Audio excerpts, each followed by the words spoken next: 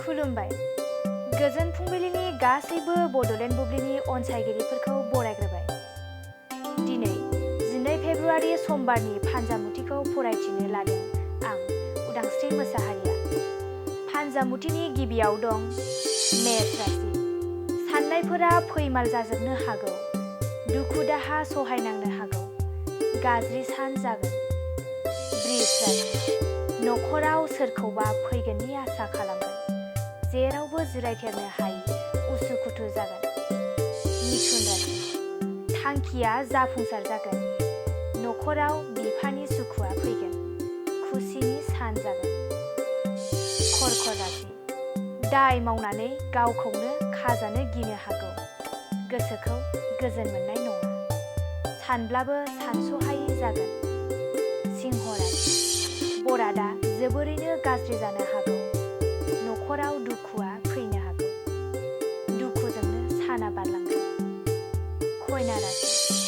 बेफार फालांगि मावोब्ला मुलाम्फा गोनां सान जागोन, दोहोन दौलत आरजिना लानो हागोन, मोजां सान जागोन।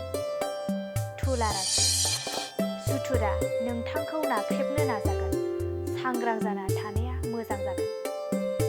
वृश्चिक राशि। माबा मोनसे मुवा खहा जानो हागौ, एसे थाल लानाया गाहाम जागोन। धनु राशि। माबा मोनसे बिबान मोननो हागौ, साननाया जाफुंगोन, मोजां सान जागोन। मकर राशि।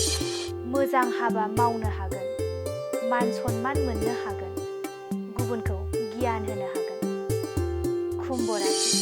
गोरोन्थि हाबा मावफ्लांनो हागौ, गोसोआव गिखांबाय थागोन, साना जेथो गोनां जागोन।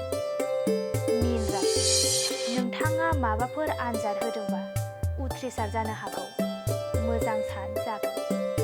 दिनै सानसेनि राशि फरायथिनायाबो एसेनोसै। आसा खालामो नोंथांनि दिनैनि साना मोजाङै मोजां थांगोन बेखौ बड'लेण्ड बुब्लि नखरनिफ्राय मिजिंथिबाय। दानिया फैदो नोंथांनि फान्जामुथिखौ बड'लेण्ड बुब्लिनि हेफाजाबजों मिथिना लानि। गोजोन्थों। क'क्राझार नोगोरनि आर.एन.बी लामाजों थांनाय बागानसालि वार्ड नाम्बार 8आव रायजो राजाफोरनि गोग्गो देहा लाखिनो थाखाय सानजोरां इन्टारप्राइजआ गोदानै जेनेसा वेलनेस प्राइभेट लिमिटेड बेखेवदों। बे सानजोरां इन्टारप्राइज आयुर्वेदिक गलायाव मानसिनाव जानाय गेदेर गेदेर बेरामनि मुलिफोरखौ मोननो हागोन। किडनिकआव अन्थाइ जानाय, आथिं आखाइ जरा जरा सानाय, लिभार गाज्रि जालांनाय, मोदोमनि माननाय आरो बेनि अनगायैबो बायदि बायदि गेदेर गेदेर बेरामफोरनि मुलिफोरखौ बे सानजोरां इन्टारप्राइजआव लांफैनो हागोन।